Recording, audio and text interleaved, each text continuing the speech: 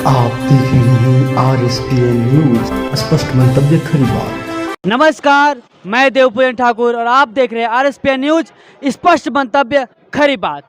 खरी बात में हमारी टीम पहुंची है सुखदेव नगर थाना स्थित खाद गाड़ा जो यहाँ सब्जी मंडी है वहाँ पर उपस्थित हुई है और आज हम जानना चाहते हैं, आज हमारा जो मुद्दा है वो बेहद खास है।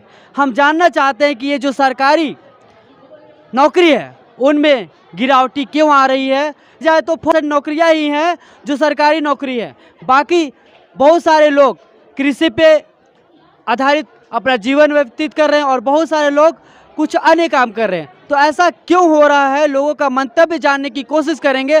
तो आपका नाम क्या है? किशोरी मिश्रा। किशोरी मिश्रा। अच्छा, आज हमारे बीच में किशोरी मिश्रा अंकल हैं और हम अंकल जानना चाहते हैं कि ये जो सरकारी नौकरी है उसमें दिन प्रतिदिन गिरावट आ रहा है और आपके घर में भी कोई बच्चे सरकारी नौकरी के लिए तैयारी कर रहे होंगे, तो इस पर आपका क्या मंतव्य है? यही रखना चाहते हैं कि गवर्नमेंट का सरकारी नौकरी देना चाहिए बच्चे लोग को।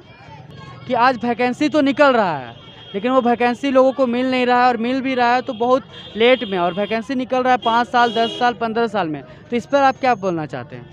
नहीं होना चाहिए गवर्नमेंट को, आदमी ने उनको गवर्नमेंट को जो यहाँ के मुख्यमंत्री उनको मन से चाहे तो बच्चों लोग पर उनको ध्यान देना चाहिए। 20 बरस पर नौकरी निकल के क्या होगा जब बच्चा का उम्र ही पार हो जाएगा तब।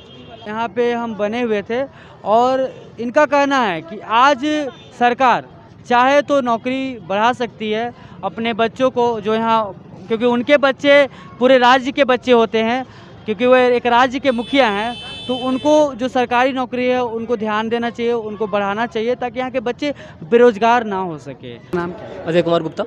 अजय कुमार गुप्ता। हमारा आज प्रश्न है कि जो ये सरकारी नौकरी है वो दिन प्रतिदिन उसमें गिरावटी आ रही है, तो इसके बारे में आप क्या सोचते हैं? इसका बारे में सोच क्या है, सबसे पहले तो जो गिरावटी आ रहा है वो स्टूडेंट पे भी डिपेंड करता है, क्या कि वो हिसाब से हमारा जो तैयारी होता है, कंपटीशन हो रहा है और नहीं हो पा रहा है। गवर्नमेंट को भी इसमें ध्यान देने की ज़रूरत है। उसके बाद फिर जॉब में जो दिक्कतें आ रही है वो बढ़ेगी। और कोई ज़रूरी नहीं कि ये गवर्नमेंट जो भी होना चाहिए, खुद का वो स्मॉल बिजनेस क्रिएट करके भी अपना जीवन चला सकता है। कहा कि आज 135 करोड़ जनसंख्या भारत की है, ठीक है, उसमें से मात्र 4% सिर्फ सरकारी नौकरी, आप समझ रहे हैं ना? तो इस पे आप क्या कहना चाहते हैं, सरकार से आप क्या कहना चाहते हैं? इसमें सबसे बड़ी बात है कि जो हमारे देश में करप्शन हो रहा है वो पर डे बढ़ ही रहा है, इंक्रीज ही हो रहा है, घटने का नाम ही नहीं ले रहा है। अगर गवर्नमेंट जॉब में आना है तो सबसे पहले करप्शन को हटाना पड़ेगा और उसके बाद ही एम्प्लॉयमेंट बढ़ेगा। इसमें सरकार सब कुछ नहीं कर सकती है ना। इसमें जो ऑफिसर बैठे हुए हैं, टॉप लेवल मैनेजमेंट जो कर रहे हैं, वो लोग को सोचना पड़ेगा। अगर वो लोग सोचेंगे समझेंगे तभी होगा, वरना मुश्किल है। वैकेंसी तो सरकार निकालेगी ना? सरकार निकालेगी तो पहले से वैकेंसी निकला हुआ है ना, वो तो पहले फिल हुआ नहीं है, उसके बाद कितना निकलेगा। जैसे कि लास्ट टाइम एग्ज़ाम JPSC का जो अभी लास्ट ईयर रिजल्ट आया है, इवन तो रिजल्ट आने के बाद भी जो स्टूडेंट सेलेक्टेड भी हुए हैं उन लोग का भी ये ज्वाइनिंग लेटर नहीं आया, तब वो लोग क्या करेगा? सोसाइटी करेगा ना। अब इसमें सरकार क्या कर सकता है? देखिए, सरकार बहुत सी चीज़ों को, बहुत से क्षेत्रों को निजीकरण कर रहा है, ठीक है, तो इस पे आप क्या कर सकते हैं? क्योंकि आज जितने भी लोग हैं सरकारी नौकरी की तलाश में पढ़ते हैं, लिखते हैं और एक उम्मीद जो है जो सरकार की तरफ से है कि उनका जो उम्मीद है सरकार पे है, तो इस पे सरकार को क्या पहल करना चाहिए? क्या निजीकरण ही विकल्प है या सरकारी भी विकल्प है? देखिए, इसमें तो दोनों ही विकल्प है। अगर आप प्राइवेट सेक्टर करना चाहते हैं तो वो भी ठीक है, बस एम्प्लॉयमेंट मिलना चाहिए, बढ़ना चाहिए। अगर आप ये गवर्नमेंट सेक्टर करते हैं वो भी ठीक है, वो भी चलेगा, पर ये डिपेंड करता है कि एम्प्लॉयमेंट मिलना चाहिए। ये नहीं कि प्राइवेट कर रहे हैं 100 सीट है वहाँ पे 10 ही ले रहे हैं। अगर प्राइवेट हो रहा है 100 सीट है 100 को 100 ले रहे हैं तो ये ज़्यादा बढ़िया है ना। आपका नाम क्या है? मेरा नाम प्रशांत है।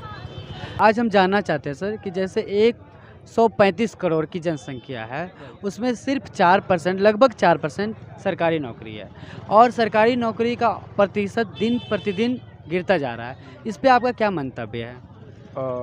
अकॉर्डिंग टू मी मुझे जो लगता है कि बीइंग अ सिटीज़न सरकारी नौकरी 4% तो नहीं होना चाहिए, ज़्यादा की उम्मीद करना चाहिए हमें।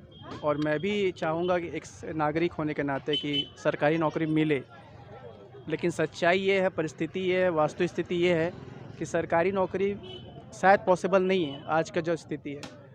हाँ, ये हम कर सकते हैं कि ज़्यादा से ज़्यादा रोज़गार के लिए सरकार ऐसा कुछ कदम करे जिसमें ज़्यादा से ज़्यादा और अच्छी रोज़गार के लिए, प्राइवेट जॉब ही क्यों ना हो, पर अच्छा नौकरी के लिए, रोज़गार के लिए सरकार कुछ कर सकती है हमारे लिए। तो जिसके लिए भारत सरकार की तरफ से भी, राज्य सरकार की तरफ से भी बहुत जगह पे आपने देखा होगा कि स्किल इंडिया चलाया जा रहा है।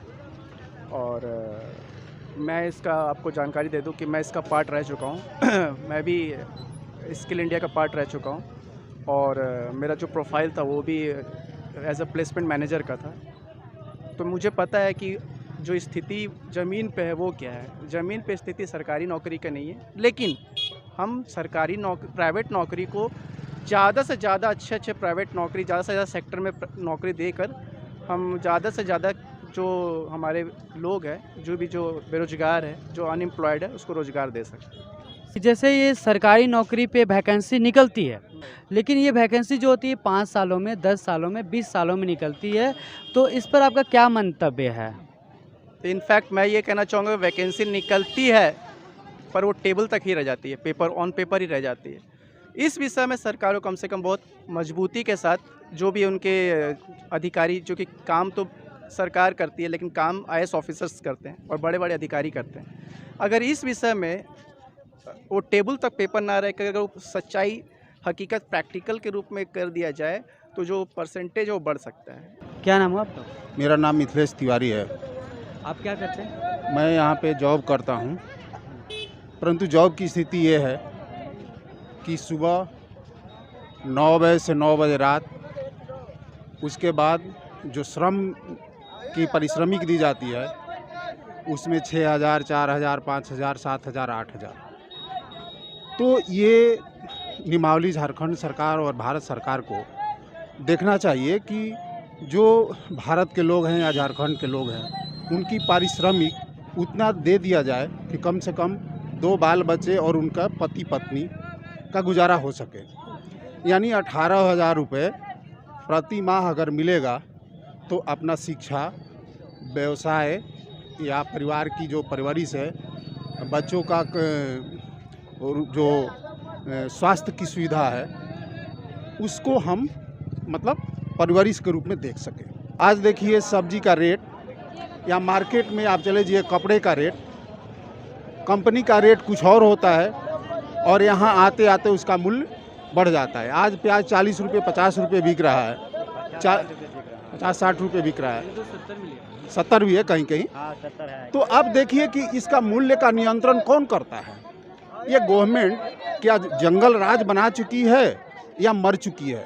अपने पॉकेट भरने के लिए ही तो गवर्नमेंट, हम विधायक बनते हैं, जिला पार्षद बनते हैं।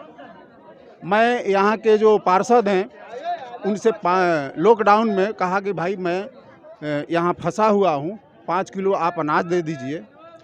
तो कहे कि भाई चलिए आप तो हम कागज़ पर ही दे देंगे, परंतु जाने के बाद उनका मुखड़ा की आवाज़ जो थी वो बदल गया। बोले कि मैं तो ये तो बात बोला ही नहीं।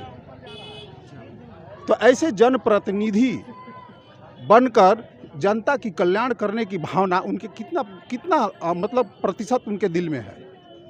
ऐसे जन कल्याण की भावना है?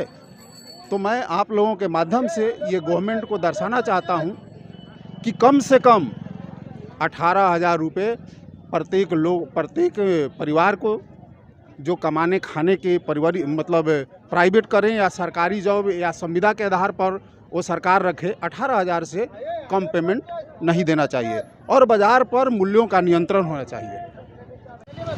कैमरामैन DJR के साथ मैं देवपूजन ठाकुर।